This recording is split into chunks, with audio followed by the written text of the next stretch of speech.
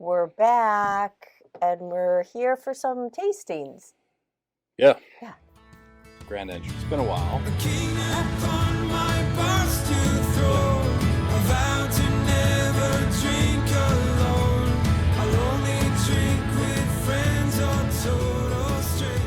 So we thought, based on popular demand of probably 3 people who have said, you guys should do more videos throughout the year and just not make us wait until Christmas holiday season. What we thought we'd do is, so people don't necessarily attribute smoky whiskey to Irish whiskey. I would agree. Okay. Just saying. All right. So what we did is pulled, or I did. Yes. You know, we all know it's the eye. She's just the on-screen talent. Yep. A couple smoky, peaty Irish whiskeys from our collection. And we thought we'd go through them, sample them up a little bit, kind of tell you what we think of them. I went ahead and poured all of these out because we'd probably be here forever waiting for Anne to pour these. Oh. Yeah. Because I'm so slow. Just like we're waiting forever for Anne to participate. So why don't you pick up the first one? We'll work left to right. Okay. Our left, your right. Our left to right, your right to left. Okay. This is why we don't do these all year round. So we have the Silkie whiskey. This is a sourced whiskey. It comes from Sleeve League Distilling in Ardara, probably pronouncing that wrong, in County Donegal, in the northwest of Ireland, not far from the Sleeve League Cliffs, which I think are more spectacular than the Cliffs of Moher. Yeah. Would you agree? I do. Yeah. I think they're gaining in popularity, but we went there. It's pretty cool. So this one, it's a mix of double distilled single malt and triple distilled grain whiskeys blended together. Like I said, sourced. I don't know where from, but mostly, I don't know. We'll just jump in there. Yeah. What do you get? I'm getting a really nice sweetness, like almost a floral that it's sugary kind of. Yeah. It's kind of a, I mean, there's, and so it's triple distilled. Most of your Scotch whiskeys that, you can go ahead and sample, blather on, that are peated whiskeys are double distilled. So that the third distillation really kind of mutes or brings down the peatiness in an Irish whiskey that's been triple distilled. Not all of them are. So compared to a Scottish peated whiskey from like Islay, these should be a little more gentler on your palate. So if you want to start that journey into peated whiskeys, which you should, Irish is a good place to start. So what do you think, Anne? What do you get? I got some honey and a little vanilla. It's really smooth, smoother than I thought it would be. I thought it'd be a little more harsh. Yeah, I think on the fore palate, there is that smoothness, and on the back, on the finish, it's a little bit more aggressive. Not a bad thing, it's just a little more spiky. Yeah, there's like honeydew in there, roasted malt. The peat's there, but it's kind of light. I mean, if you're not if you're not like Smoky Bill. It's a good one to start with, Yeah. I think, if you haven't. All right, so let's jump over to the next one. Okay. The next one is Connemara, 12-year-old. Oh, just on the nose. Yeah. And that's what's kind of cool. Like, if you can ever do comparative tastings and get a couple, like if you just went this one alone, you won't pick up all the different notes that you'd get going from one to the next. But Connemara, this one's been around for a while. This is a 12-year-old. It's hard to find because Connemara used to be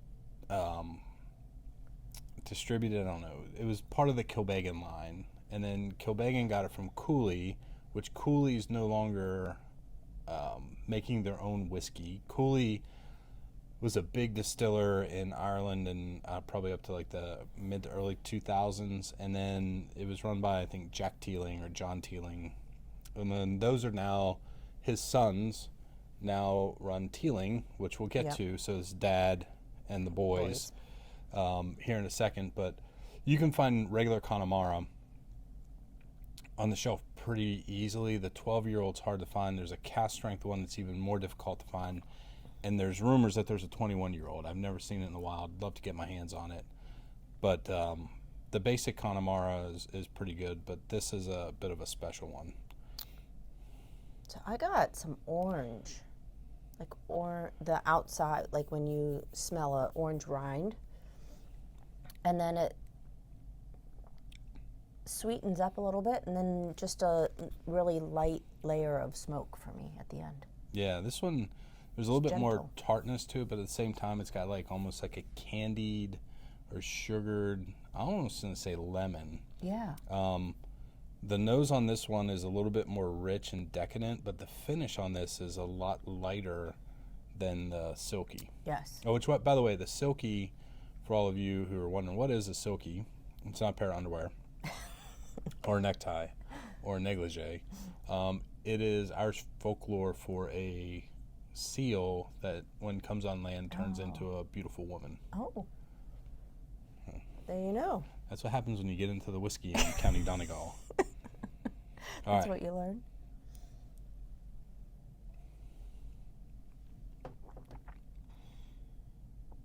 So this one, and I think all of these, import Scottish malt that's been peated. So it's distilled, it's fermented and distilled, bottled, aged, all in Ireland, but using Scottish malt. If you want to get into Irish malt that's peated, the Waterford line, they're really into, I'm going to butcher this, terroir. Only 2 whiskeys in. Yep. And that, that's the impact of the land. So everything they do is from field to glass. So they have arrangement. We're not even doing one of their whiskeys, but they have arrangements with local farmers, and they have now come up with their own peated Irish malt that they make. But I really like this one. This is an easy drinker. Yeah, it is. It's a great gateway to the peated whiskey scene. Yes, I agree. Couple-time gold medal winner, across the, I don't know, some competition here or there, but pretty good whiskey. Yeah. All right, so that was a segue into, you can go ahead and grab your next one. No one's going to say anything. Lord. All right, Teeling. Ooh, wow, just totally different nose. Yeah. Crazy. It's really Love sweet comparative to tasting. me. Yep, tell them. Sweet, really sweet. Like, not sugary, maybe glaze. Tell them. I am. I'm listening. Great listener. Yeah, it's like a glazed donut. Okay. I feel like glazed donuts are going to be making a regular showing. No, we love it. We love it, Ann. So Teeling, we've had Teelings before. Got a little heat there at the end. Yeah, digging that. So between these two, they came out with this a couple years ago. It's their peated whiskey. They make it. Again, Scottish malt, peated, triple distilled. So, each distillation is going to pull some of the peat out. These are aged in a combination of ex-bourbon and ex-sauternes wine casks. Okay. So, guys do a lot of, and they're kind of on the front foot of experimenting with different cask finishes and the impact that those have with wine or with whiskey. It used to be some pretty basic, either sherry or bourbon, and then, bourbon's not a wine. Yeah. And then some port, but they've really gotten into a lot of different ones. So we have the regular release, which is like 46 horsepower, and then they came out with a cask strength called the Big Smoke a couple years ago. So I had this, can't get this in the States, popped this over from the island. BlackPitts was the area of Dublin where they used to do all of their malting. And then, you go, girl. And then that turned into the Golden Triangle where you had like Jameson, Powers, and I forget who else, all in that same area.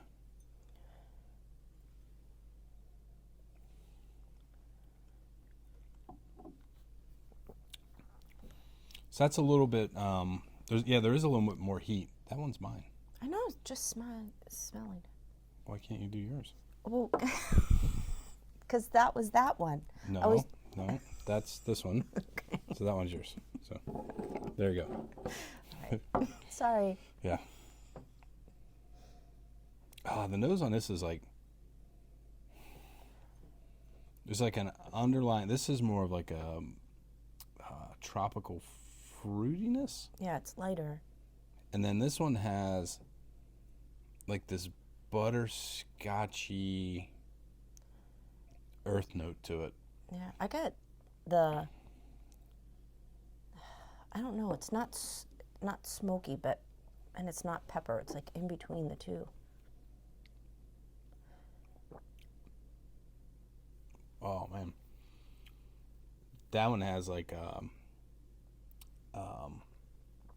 brown sugar but heavy cinnamon finish to it. Like this one brings the heat. It's gonna be, what was this one, like 50? Of course, I don't have my glasses with me. Yeah, let's do it. 56.5 horsepower versus probably 46, because I don't think Teeling does anything on their 46. Yeah, 46 horsepower. Thanks.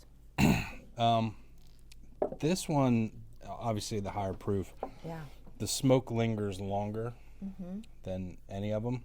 But the burn goes down, I feel like. Yeah. I like that one a lot. So is that your favorite of the four? Yeah, I think that's my favorite. Yeah. It was a surprise to me. They were all good, but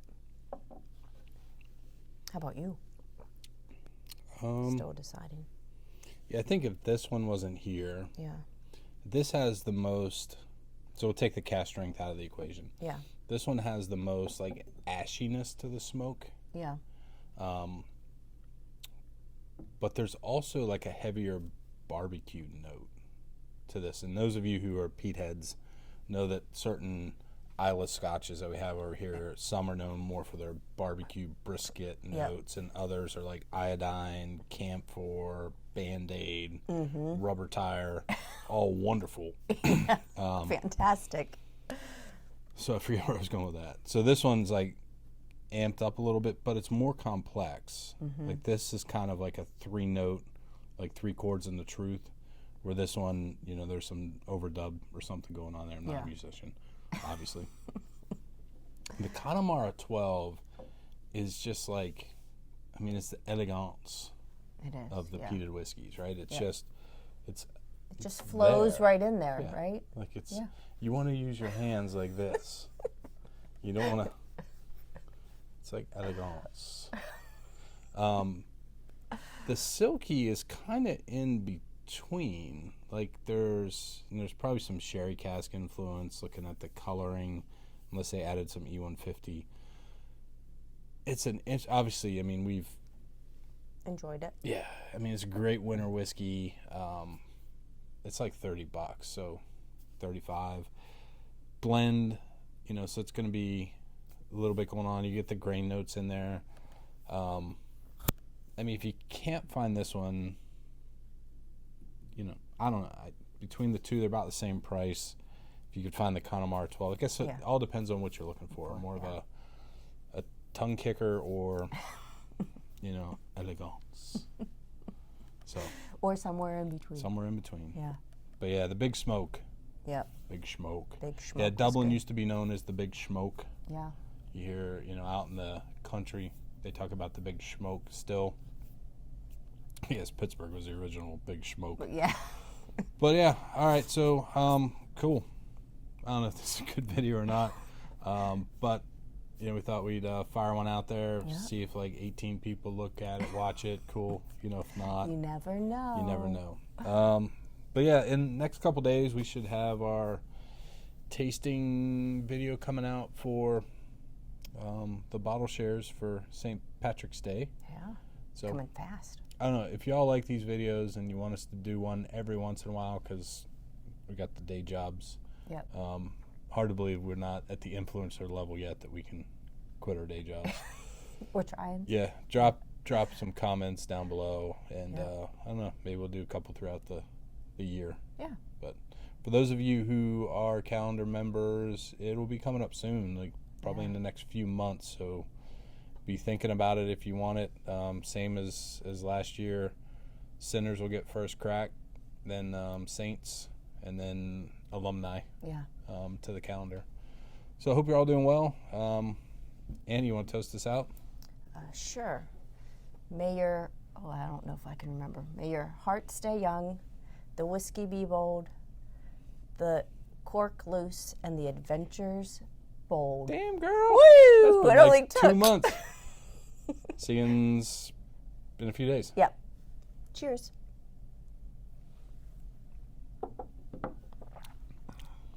Yeah, the big smoke's good. When the money's running low and the bar is closing, we'll just head on down the road where the spirit's flowing. When all the whiskey's gone, whiskey's gone, whiskey's gone. When all the whiskey's gone.